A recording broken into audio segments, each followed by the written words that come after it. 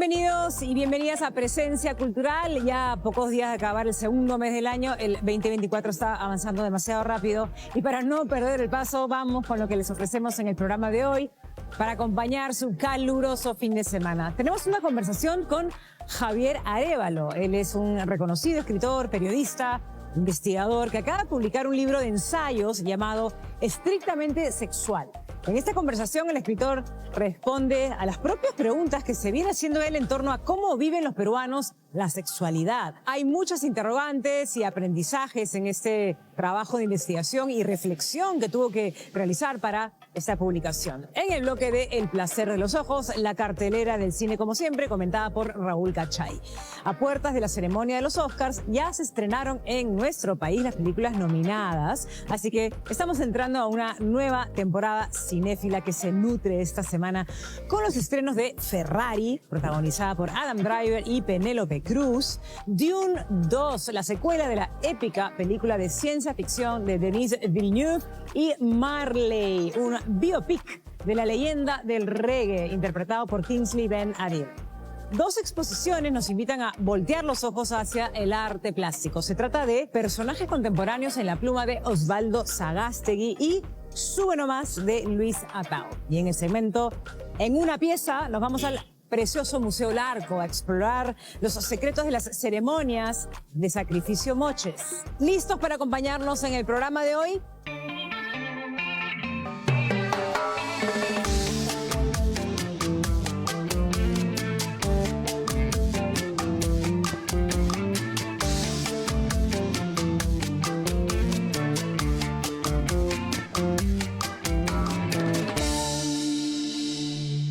Estrictamente Sexual, Sexo y Política, la infinita potencia sexual femenina y su derecho al placer. Es el más reciente libro de Javier Arévalo. Javier, reconocido también por su trabajo como periodista y promotor de la lectura en nuestro país. Hacer este libro fue para él un reto particular. Hablar de la sexualidad femenina sin entrevistar a mujeres hubiera sido un despropósito, pero conseguir que las mujeres entrevistadas abran su intimidad fue una tarea nada sencilla. Estrictamente Sexual aborda temas que, si bien forman parte de nuestra cotidianidad, no suelen hablarse en esa cotidianidad. Hay una relación entre lo sexual, lo político y la palabra escrita. Y Javier Arévalo nos explica los entretelones de esta conexión en la siguiente conversación. Javier, de toda la experiencia que has tenido tú como escritor, periodista,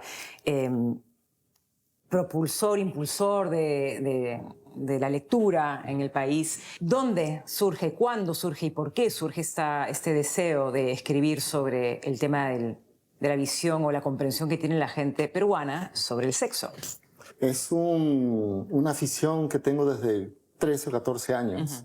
Cuando comprendí claramente, después de leerme las revistas de sexo que tenía mi padre en el taller donde él transformaba autos de carrera, Playboy, Penthouse, ahí conocí a Javiera Hollander, que sí hablaba de sexo. Como comprenderás, era un muchacho rodeado de escolares, adolescentes que decían estupideces sobre la sexualidad, que hablaban horrible de las mujeres, y de pronto hay una mujer que me explica claramente lo que pasa realmente en el sexo, porque en Penthouse le respondía a otros hombres que le preguntaban cosas como su tamaño del pene, todas las preocupaciones que realmente escuchaba en la adolescencia. Y fue uno de mis intereses, al comprender que mi relación con las mujeres, y yo he vivido rodeado de mujeres, comprendí que ellas eran equivalentes a mí, que si no participaban de su sexualidad íbamos a tener, como después comprendí, relaciones sociales más que relaciones sexuales, y que la sexualidad era, como cualquier otra disciplina, un aprendizaje. Se aprendía. El derecho al placer, el derecho al goce, el derecho a disfrutar del sexo se ha convertido en una suerte de privilegio para algunas, digo algunas porque haces mucho hincapié acerca de la diferencia del placer sexual femenino versus el placer sexual masculino. ¿De dónde surge esta idea de que es un privilegio? En principio, cuando hay personas que son capaces de conocer y de saber, el erotismo humano se aprende, ¿no? No somos mamíferos que caminamos por ahí y nos apareamos, ¿no? El erotismo existe, nos gusta la ropa, el olor, el sabor, el color, el momento, el tiempo, el sonido, ¿no? Y eso se aprende. Pero cuando no lo aprendes hay personas que se pueden asustar de lo que sienten, ¿no? De lo que desean. Nosotros en general somos omnisexuales, pero nos orientamos en un determinado momento hacia un objeto erótico que no podemos evitarlo. Así como nadie decide no comprender lo que lee, hay personas también que no han decidido no comprenderse a sí mismos. Obviamente no pueden gozar su sexualidad porque están más en un plano bastante animal, muy básico y muy poco comprensivo del otro. Ahora, este libro es el resultado de una investigación. Entiendo que hiciste una serie de encuestas. Sí. A mujeres. Sí. ¿Qué fue lo que encontraste allí? ¿Y qué fue lo que preguntaste? La encuesta debía ser respondida por mujeres que tuvieran no menos de 4 parejas sexuales. Y yo no iba a ir por ahí preguntando a una mujer, oye, ¿te has acostado con 4 para que respondas mi encuesta? Así que confié en 10 amigas que podían preguntarle a otras mujeres con las que tuvieran confianza si querían responder el cuestionario. La sorpresa es que recibieron el cuestionario mujeres que dijeron, sí, tengo 4 parejas sexuales, sí, quiero responder. Y el 70% la devolvió sin tocarlas. ¿Y qué sientes? ¿A qué responde eso? ¿Hay un tema de vergüenza, de temor a que se divulgue su identidad? Yo creo que ni confiaban en la mujer que le entregué y precisamente podemos especular que temían que supieran de sus experiencias sexuales. ¿Por qué tanto temor? Eso es una pregunta que aún tenemos que respondernos, porque la situación de la mujer es diferente a la del hombre. La mujer sigue siendo estigmatizada, ¿no? Su vida sexual sigue siendo casi asunto de todos, ¿no? Cuando un hombre tiene mucha vida sexual activa, a nadie no le importa a nadie, pero si una mujer sale con uno todas las semanas, empieza a ser estigmatizada, ¿no? Por hombres y mujeres, porque la mentalidad machista no está en los genitales, está en la cabeza, es una ideología. ¿Cuál es la relación que hay entre los bajos niveles de comprensión lectora que existen en nuestro país con la sexualidad? Es que mira, yo trabajo mucho en escuelas y cuando doy una charla de padres de familia, que básicamente es una charla de madres de familia, y también hay hombres, todos son muy jovencitos, con 3, 4 niños. No podemos esperar y creer que esa vida es una vida sexual placentera y gozosa. Primero son pobres. Los niños, los adolescentes no se embarazan porque tienen sexo. Se embarazan porque no tienen acceso a métodos anticonceptivos como los tienen en países desarrollados en el mundo. ¿Por qué entonces nosotros condenamos a nuestros adolescentes que se embarazan no porque tienen sexo, sino porque no tienen anticonceptivos? Muchas veces se dice, pero si le damos anticonceptivos van a tener sexo. No, loco, ya lo tienen. El problema es que ya existe, ya lo practican. Y el discurso de no lo hagas porque te pueden dar una veneria no funciona. Digamos, ¿qué es lo que sientes que tendría que insertarse en esa currícula? Mi básico sistema de educación sexual sería una pregunta que deberían hacerle todos los profesores a los niños y a los padres. ¿Por qué se embarazan los adolescentes? Ese es un problema. ¿Cómo lo enfrentamos? Sencillamente. Y después desplegar todos los temas sobre eso. El valor que tiene tu cuerpo, tu moral, tu ética, todo lo que está en los manuales. Pero el problema específico de la práctica sexual, que debería ser placentera, no puede ser placentera si inmediatamente estás temiendo tener hijos o que te viene una veneria, ¿no? Es una práctica sexual con terror. Esa sola pregunta en todo el Perú, ¿por qué los adolescentes se embarazan? ¿Y qué hay que hacer para que no ocurra? La respuesta no puede ser, no hay que tener sexo. Ya se lo dijimos. Durante toda la República le hemos dicho a los niños, no tengan sexo, pero los tienen.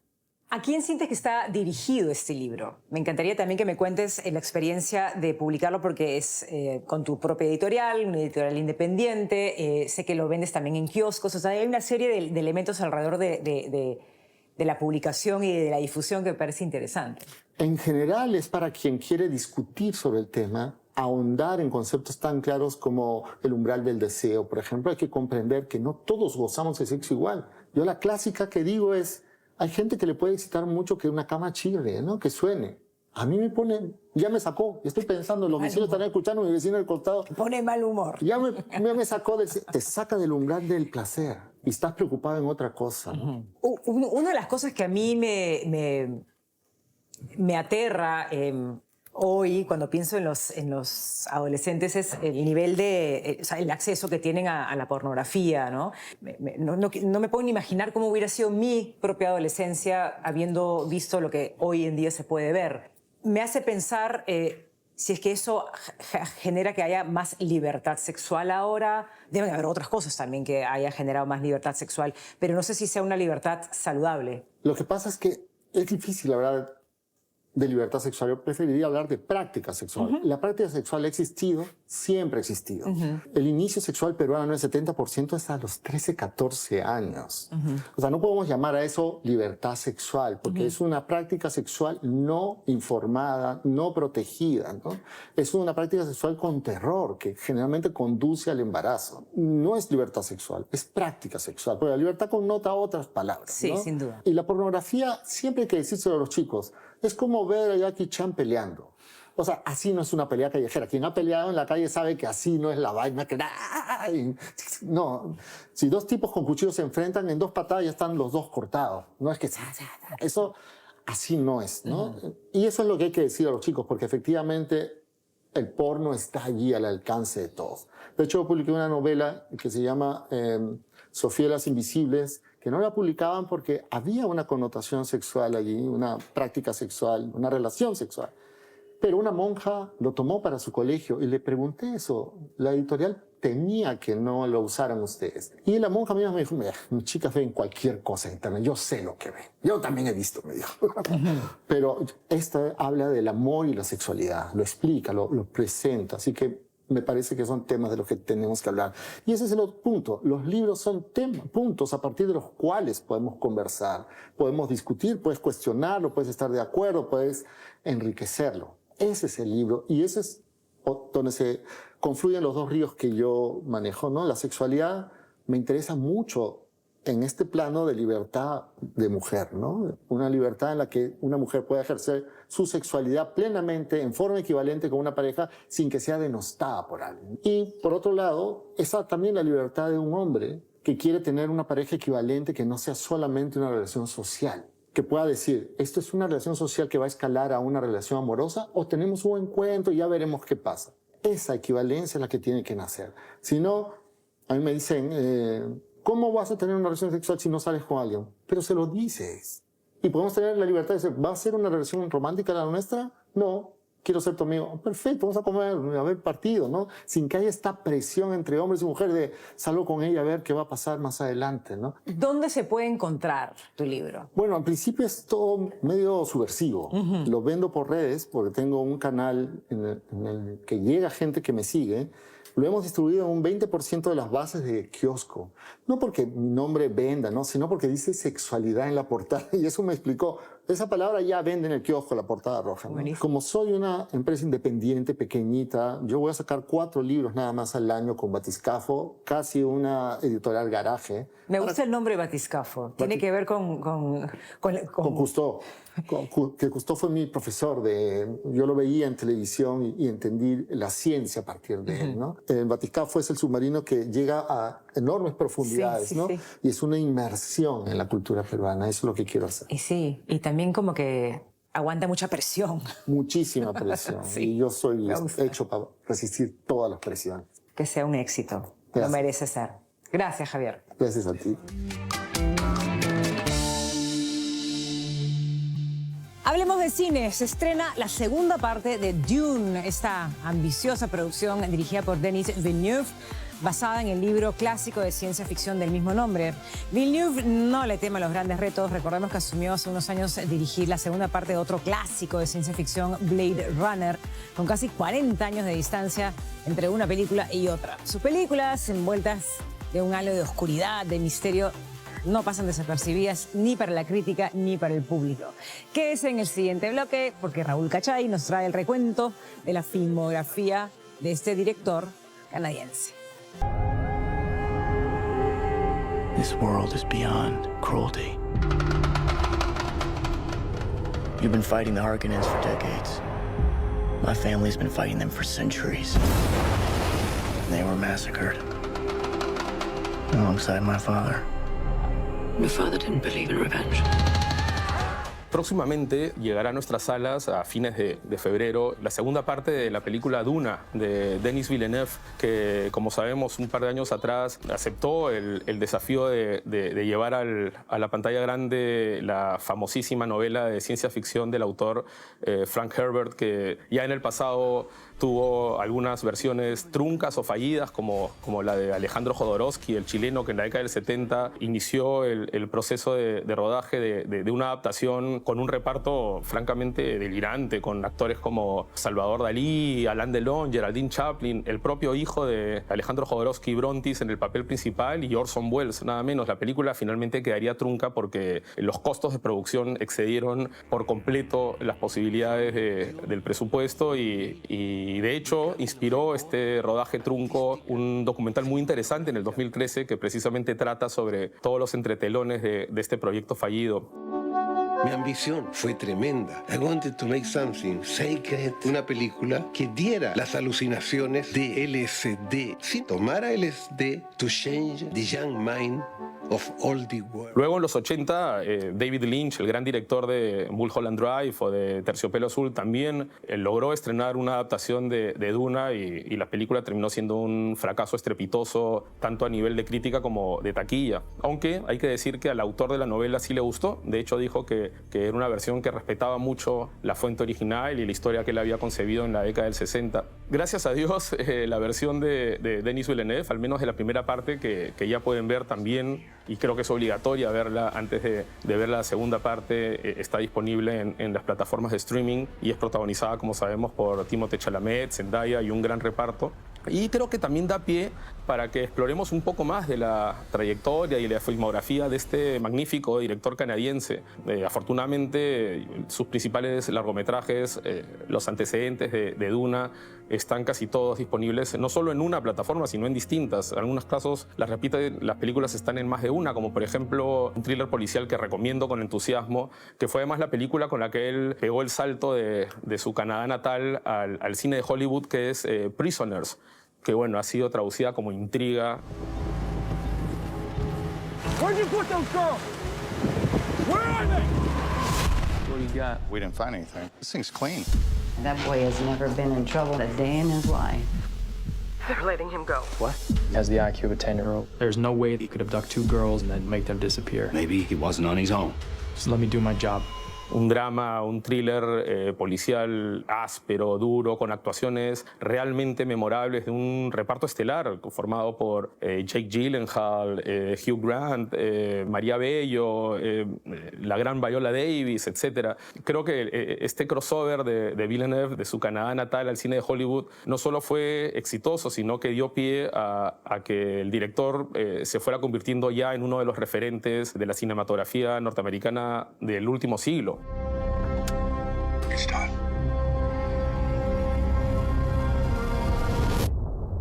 What happens now? They arrive. Arrival, o La Llegada, una película de ciencia ficción protagonizada por Amy Adams, que como siempre está magnífica y que muchos consideran uno de los grandes íconos del cine del siglo XXI. Es una película fundamental que está disponible en el streaming. Como también está Blade Runner 2049, una especie de secuela del clásico de culto original de Ridley Scott que Villeneuve llevó también con gran éxito a la pantalla. You're a cop. I had your job once. Things were simpler then. What do you want? I want to ask you some questions. What happened? I covered my tracks, scrambled the records. We were being hunted. Finalmente, hace pocas semanas llegó a la parrilla de Amazon Prime Incendies, también traducida como La mujer que canta, que es una película muy interesante por la que Villeneuve obtuvo su primera nominación al Oscar, en este caso a la mejor película en habla no inglesa o mejor película internacional como se le conoce ahora, y que, como les digo, también está disponible en el streaming.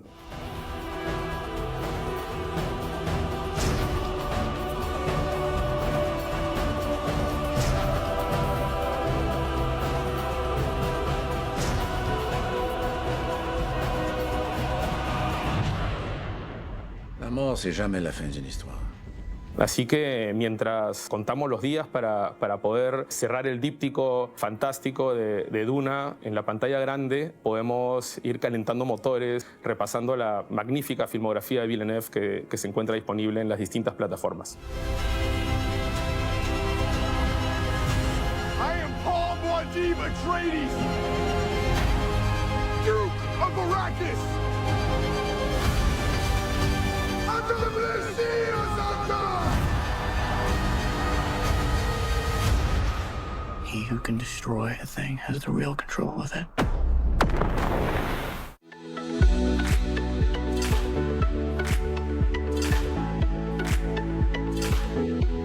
Estamos aquí en los corredores y los pasadizos, los estantes increíbles de la librería Comunitas en 2 de Mayo en San Isidro. Yo realmente he terminado sumamente impresionado por la increíble cantidad y las colecciones que tienen.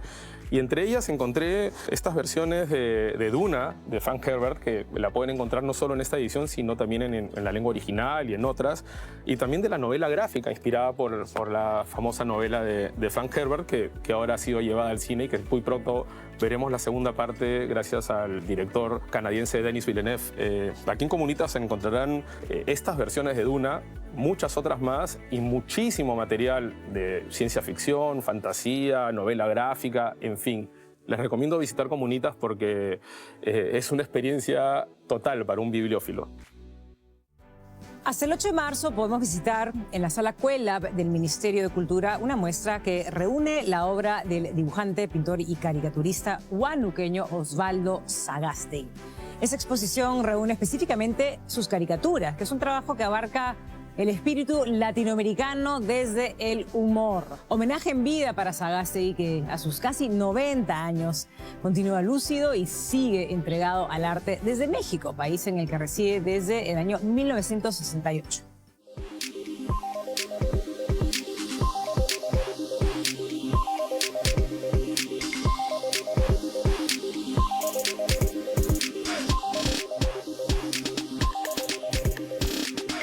La muestra Personajes Contemporáneos en la pluma Osvaldo Sagasti es una exposición que está armada o concebida desde la figura de distintos personajes que fueron retratados por Osvaldo Sagasti desde más o menos los años 60 hasta finales del siglo XX, ¿no? Y la idea es que se vayan desarrollando y reconociendo estas figuras en acorde a la distinta concepción que el artista fue tomando de ellos. Es entendible que normalmente un artista toma una figura y se vuelve como un creador de algo. Pero acá tratamos de darle un sentido más analítico a la situación y mostrar cómo el ojo de Osvaldo Sagasti pudo retratar a través de su pluma muchos personajes con características que lo terminan contextualizando solamente con un dibujo. La selección de las obras fue difícil porque aparte teníamos más de 150. Osvaldo mandó de México una gran cantidad, casi todas de su colección particular, para una exhibición el año pasado en Bellas Artes, donde se exhibieron todas. Nació la opción de poder replicar la exposición, no necesariamente con el mismo concepto, a ver que la gente juegue un poco también a adivinar qué personaje es, cómo es, de dónde sale, reconocerlo, darnos cuenta que a veces un personaje está retratado 2 veces, pero no es exactamente igual en las 2 representaciones, tiene características distintas. ¿Por qué? Analizando todo eso, decidimos seleccionar los personajes más populares. Osvaldo Sagasti debe ser quizás uno de los maestros del arte peruano más olvidados. La historia del arte del Perú es muy ingrata. Osvaldo Sagasti es uno de estos referentes que debería estar presente en el colectivo sobre todo de la gente más joven que está empezando la carrera de artes o que está involucrándose en el mundo de la cultura.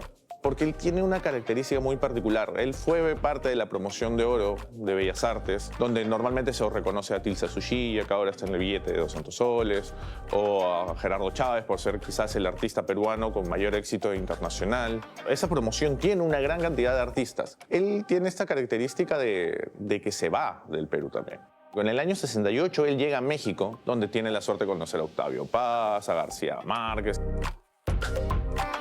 El trabajo de Osvaldo es muy cercano a poder representar este análisis social, pero también tiene características muy pictóricas. La volumetría que él le da solamente con el dibujo no siempre es característica de los dibujantes. Sus dibujos parecen bocetos de pinturas. Resalta las características más importantes del personaje en esta técnica de un dibujo muy bien detallado, y el complemento lo hace con líneas muy suaves, lo cual te genera esta sensación de entender cuál es la característica que él está buscando o él entendió al momento de analizar la figura, ¿no?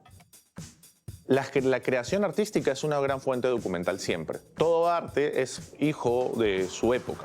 Y en el caso de Osvaldo Sagasti es interesante ver cómo él toma personajes muy representantes de la historia de Latinoamérica, no solamente en el hecho de que sean latinoamericanos, sino que influyeron en el desarrollo de América. La gente se ha dado cuenta que el espectador entiende mejor una caricatura que una noticia escrita a veces. La idea de la caricatura como fuente documentaria es interesante desde el hecho de que tú puedes no solamente reconocer el personaje, sino entender el contexto en el que este se ve. Entender que el personaje de Margaret Thatcher no solamente fue importante durante esa época, sino que sus acciones reflejaron lo que sucede hoy en día. Está marcado ahí. Se le llamaba la mujer de hierro y precisamente Sagasti la dibuja, parecía un yunque, ¿no? Vamos entendiendo que el desarrollo cultural, social y político de todo el mundo se puede ver perfectamente reflejado en la caricatura y además en cualquier obra de arte.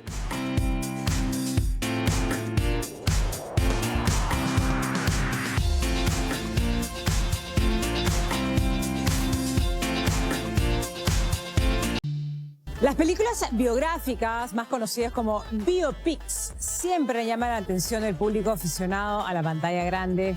Y nuestra cartelera tiene 2 películas basadas en la vida de 2 personajes que pasaron a la historia y a la gloria. Se trata de Ferrari, una película dirigida por Michael Mann, y también Marley, de Reinaldo Marcus Green. En Ferrari, Adam Driver encarga a Enzo Ferrari. Enzo Ferrari fue pues este italiano fabricante de autos maravillosos de la misma marca, mientras Penélope Cruz toma el papel de su esposa, Laura Ferrari. Y Marley, por su lado, cuenta la historia de Bob Marley, el maravilloso músico jamaiquino que hizo del reggae pues una religión, y que cuenta con las actuaciones protagónicas de Kingsley Ben-Adir y de Lashana Lynch. Raúl Cachay tiene mucho que decir sobre ambas películas.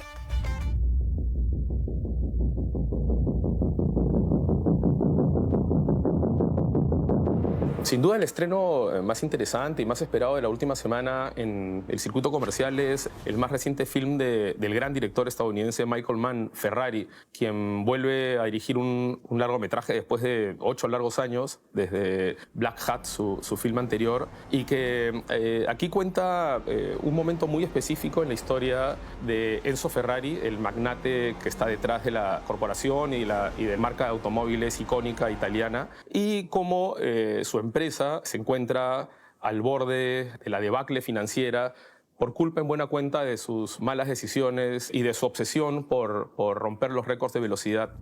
The corner races at you. You have perhaps a crisis of identity.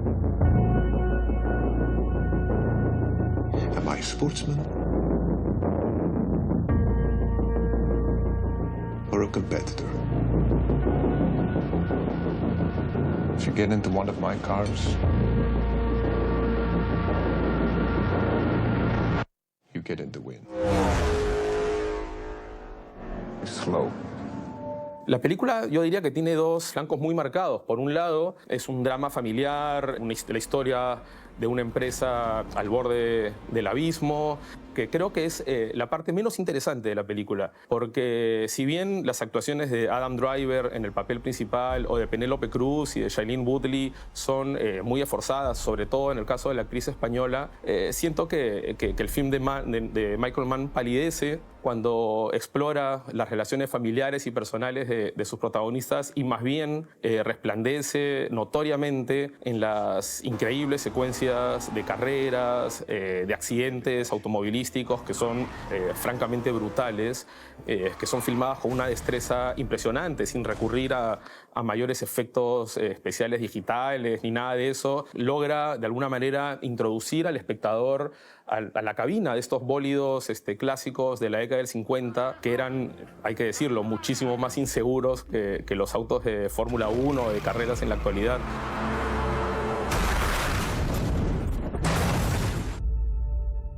Two objects cannot occupy the same point in space at the same moment in time. Wenzel. Go beat the hell out of them.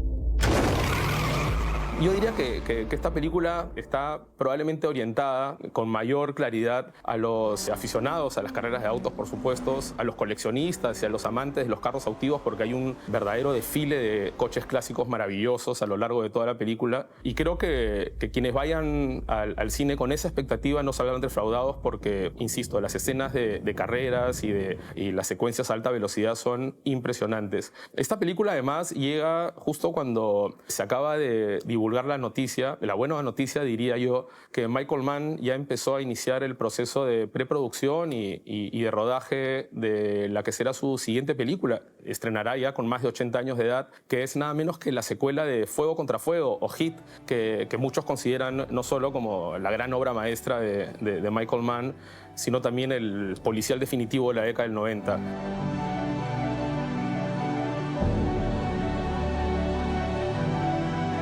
Hit 2 está basada o estará basada en una novela coescrita por el propio Michael Mann y que fue publicada hace un par de años y que obtuvo un gran éxito. Será protagonizada también por Adam Driver, que aparentemente se ha convertido ya en su actor fetiche. Mientras esperamos la llegada de Fuego contra Fuego 2, creo que es una buena oportunidad de reencontrarse con uno de los directores más apasionantes del cine norteamericano de los últimos 30 o 40 años en este biopic sobre Enzo Ferrari y sobre un momento crucial en la escudería más glamorosa del mundo del automovilismo.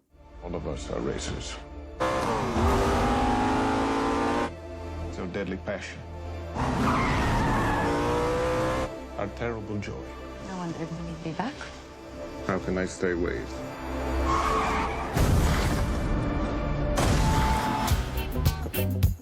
Don't let them fool you. It's a hit.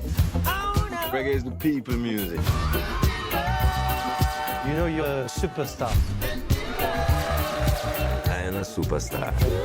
Días atrás llegó a la cartelera comercial la película One Love, traducida como Bob Marley, la leyenda, que es un biopic dirigido por neoyorquino Reinaldo Marcus Green, protagonizada por el actor británico Kingsley Ben-Adir. Narra, evidentemente, la vida del gran ícono, el gran emblema de la música popular jamaiquina y del reggae internacionalmente, y también un símbolo de la cultura y la religión del rastafarianismo. En esta película, que básicamente está concentrada entre el momento en que, en uno de los episodios, de hecho, más terribles en la trayectoria y en la biografía de Marley, que es cuando sufre un atentado en su propia casa de Kingston días antes de ofrecer un concierto que paradójicamente era para promover un mensaje de paz en Jamaica, que en esos momentos estaba desangrando en una violenta, casi guerra civil entre facciones políticas, y cómo este atentado impulsa a Marley y a sus músicos a migrar, vivir una suerte de exilio artístico en Londres, donde terminan grabando el que sería pues probablemente el disco más emblemático de toda su carrera y que lo proyectó como una estrella a dimensión global, que fue Exodus, del año 1977.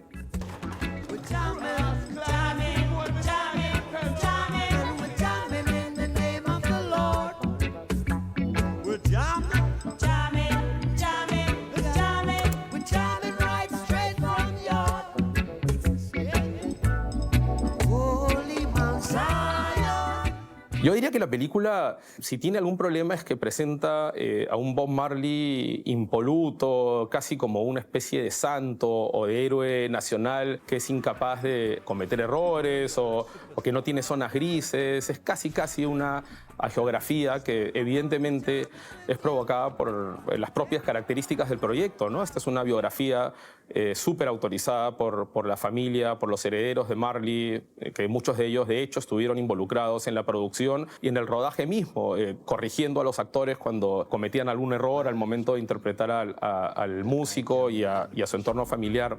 Afortunadamente, yo diría que lo mejor de la película dirigida por Reinaldo Marcus Green, que como recordarán es el el director de aquel film llamado King Richard sobre el padre y entrenador de las hermanas Serena y Venus Williams, que le valió a Will Smith el Oscar en aquella ceremonia del cachetadón a Chris Rock. Pero bueno, yo decía que la película sobre Bob Marley, One Love, encuentra sus mejores momentos precisamente cuando se dedica a explorar el proceso creativo, el proceso compositivo, las sesiones de grabación del disco Exodus y también, por supuesto, las escenas en vivo, digamos, son los temas originales interpretados por Bob Marley and the Wailers.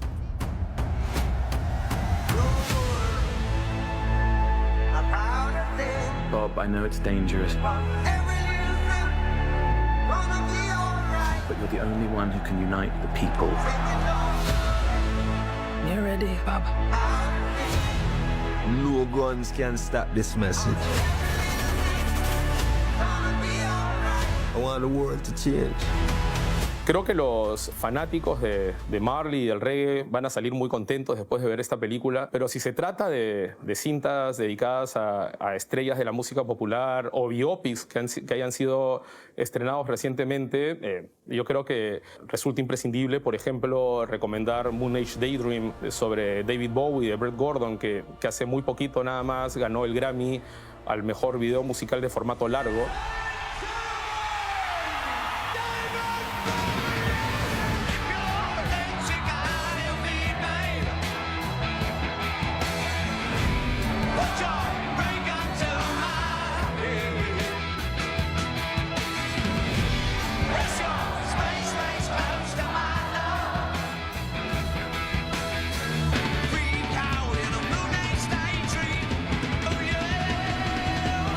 O también incluso los biopics que se encuentran en algunos casos disponibles en streaming dedicados a Elvis, de Baz Luhrmann.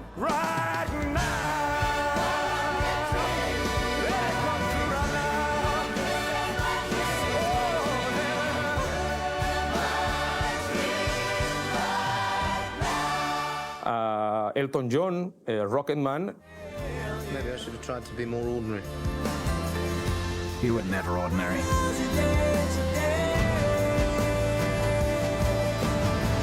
Incluso un biopic que no tuvo mucha difusión, pero que creo que vale la pena revisar es Respect, sobre la gran Aretha Franklin, que es interpretada en este caso por la volcánica Jennifer Hudson.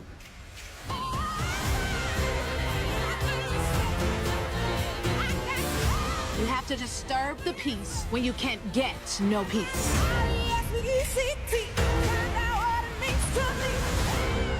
Todos son biopics dedicados a leyendas de la música que creo que funcionan mucho mejor al proyectar una imagen más completa sobre la personalidad del personaje retratado, que es algo que creo que no ocurre con Bob Marley la leyenda, aunque, como digo, las secuencias musicales, los momentos dedicados al proceso creativo y artístico de Marley con los Wailers son fascinantes. One Love o Bob Marley la leyenda ya está en los cines de todo el Perú. Entre los libros de cine que he encontrado aquí en la colección fantástica de la librería Comunitas de San Isidro está esta última publicación del crítico y profesor universitario peruano Ricardo Bedoya, que, como sabemos, fue el iniciador del espacio El Placer de los Ojos, que terminó siendo el programa referencial para la crítica y para los aficionados al cine en el país. Del blockbuster al autorretrato reúne ensayos y textos dedicados fundamentalmente a los directores y las películas que se han estrenado o que han pasado por nuestras salas durante el siglo XXI. Así que, como pueden ver, hay muchísimo que leer y muchísimo que admirar en esta visión panorámica del cine contemporáneo que nos ofrece Ricardo Bedoya.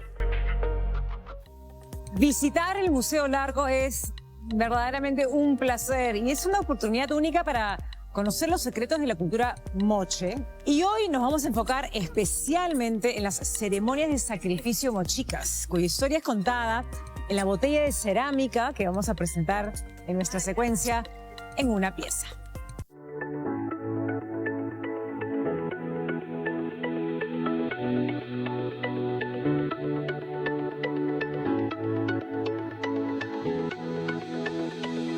Esta es una pieza de cerámica, una botella de la cultura mochica. La pieza al arco es uno de los objetos del arte precolombino que todos deberíamos conocer. Es estar frente a frente con uno de los objetos que tiene más información de esta cultura. Algunos la han denominado incluso una piedra roseta de la cultura mochica. Por una inscripción en esta pieza, sabemos que esta pieza proviene del Valle de Chicama, en el norte del Perú, de un sitio llamado Facalá.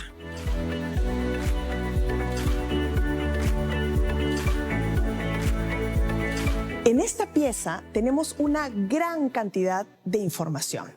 Esa información no solamente la tenemos porque sabemos que es de la cultura mochica, sino por toda la gráfica, la iconografía, los dibujos, la escena que está ahí representada.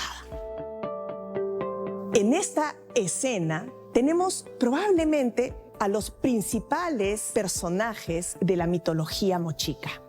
Algunos investigadores consideran que no son personajes mitológicos, sino que sería la representación de grandes señores, sacerdotes, sacerdotisas de esta cultura. En esta botella de cerámica tenemos principalmente dos secciones, una sección superior, una sección inferior, que están divididas por una serpiente de dos cabezas, que usualmente ha sido identificada o interpretada como un símbolo de Vía Láctea. En la parte de abajo de la vasija tenemos una escena muy importante en toda una serie de acciones que están representadas en el arte mochica que tienen que ver con el combate ceremonial. Y es una escena en donde hay un par de personajes que están siendo sacrificados por dos seres mitológicos. El resultado del sacrificio es aparentemente llevado al mundo superior, que está representado en la parte superior precisamente de la vasija. Y en esta sección encontramos a 4 personajes mayores.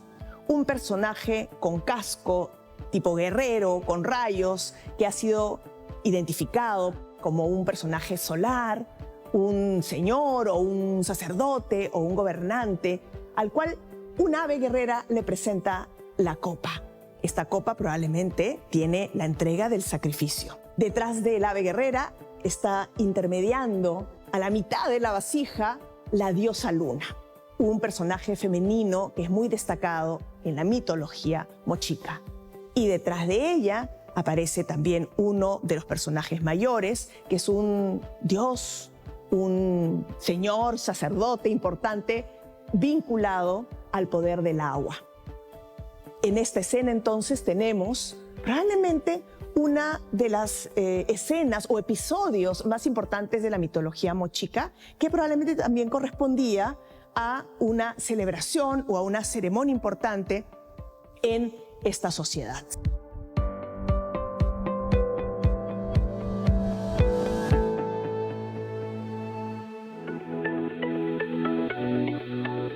Ha llegado el momento de mencionar algunos libros. Este de la escritora, periodista cultural y curadora de arte contemporáneo Fieta Jarque. De hecho, es una publicación que ya tiene más de un año, pero definitivamente viene recogiendo muy buenos comentarios. Madame Gauguin es una novela biográfica de Aline Gauguin. Aline Gauguin fue madre del famosísimo pintor Paul Gauguin e hija de la feminista Flora Tristán.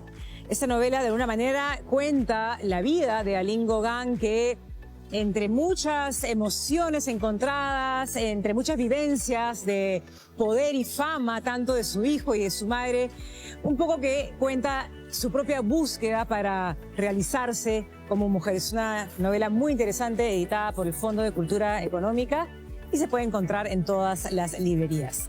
Otra publicación que tenemos aquí es de Sophie Canal, se llama Esclavas. Es la reciente novela publicada por esta escritora, que es un referente para la literatura fantástica escrita por mujeres. En Esclavas, Sophie Canal nos sumerge en un mundo distópico, postapocalíptico, cuya debacle es narrada desde la perspectiva de una ama de casa. Esta mujer nos va a introducir en las reflexiones de un mundo que ha sobrevivido a múltiples pandemias y guerras. También se puede encontrar en todas las librerías. Es publicada por la editorial Pandemonium, que es una librería especializada en literatura fantástica y que además le ha dado un nuevo impulso a las mujeres que están incursionando en este género. Ya lo saben, Madame Gauguin, Esclavas, son nuestras recomendaciones literarias de esta semana.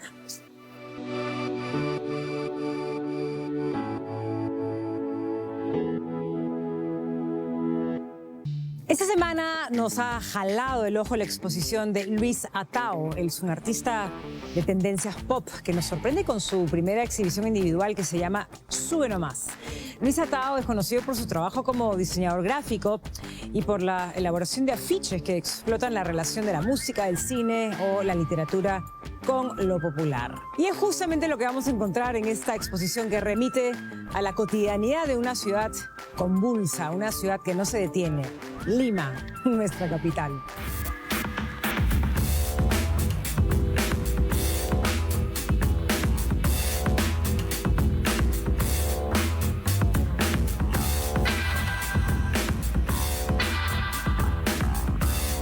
La muestra Sube Nomás surge de la idea de la cultura popular peruana, la hermosura de la cotidianidad, le llamo yo un poco, porque se tocan temas muy populares, muy cotidianos, muy de día a día, desde el tráfico hasta una bailarina, un tema social, ¿no? Distintos temas que de alguna manera todos en algún momento de nuestra vida hemos conocido o hemos visto. Pero el tema Sube Nomás, en sí el nombre, es un término que yo lo utilicé porque yo trabajé con mi papá de cobrador de combi. Mi papá fue chofer de combi cuando yo aproximadamente tenía algo de 13, 14 años.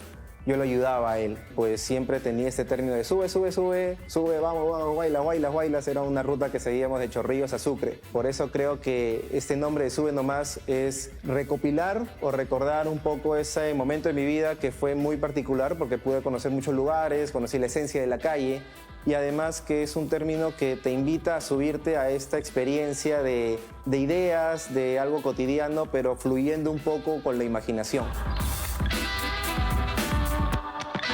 La frase de Cerati la siento como si fuera una especie de mantra para mí. Es más, siempre cuando me presento ante mis alumnos, porque soy docente, lo primero que les digo es esta frase, porque siento que es una especie de ayuda tanto para dentro de nuestro entorno de comunicadores. Yo soy diseñador gráfico y a los chicos también trato de llevarle esta idea, pero va más allá de eso, sino también es un tema de la vida misma. Todos cambiamos, todos transformamos. Nos transformamos, no somos los mismos que cuando teníamos 15, 20, 25, 30 y tantos, ¿no? Todo se va transformando, es un poco extraño o casi nadie en realidad crea, sino todo se transforma.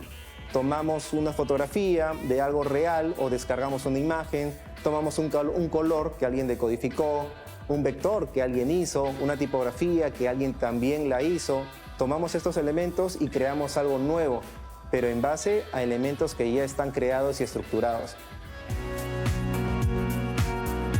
Por eso esta frase de Gustavo Cerati que dice, todo me sirve, nada se pierde, yo lo transformo, lo tomo como un elemento muy propio, porque todo lo que vivo, todo lo que he experimentado en mi vida, desde chibolo hasta ahora 34 años, me ha ayudado a poder generar y dar vida en realidad a esta muestra, porque todo lo que se está viendo en los cuadros, en las imágenes, son experiencias propias de música que me gusta, de algún artista popular que me guste mucho, alguna película, alguna crítica, alguna calle, algún carro que tomé.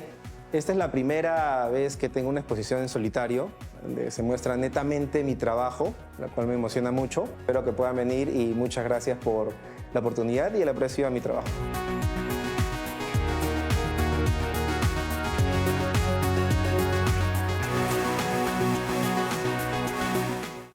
Hemos llegado al final del último programa del mes de febrero aquí en Presencia Cultural. Aunque el calor se resiste a darnos tregua, esperamos más bien haberles dado una refrescante tregua esta tarde con lo visto en el programa de hoy, con novedades en literatura, gracias a Javier Arévalo, el cine como siempre de la mano de Raúl Cachay en el segmento de Placer de los Ojos, y en el arte con las muestras de Osvaldo Sagasti y Luis Atao. Además de un repaso histórico en lo profundo de la cultura moche. Recuerden que pueden seguirnos en nuestras redes sociales. Estamos siempre muy atentos y contentos además de recibir sus comentarios. Gracias por acompañarnos semana a semana. Nos vemos el próximo domingo, inaugurando el mes de marzo. Esperemos que con un poquito menos de calor. Y bueno, hasta aquí Presencia Cultural. Hasta la próxima.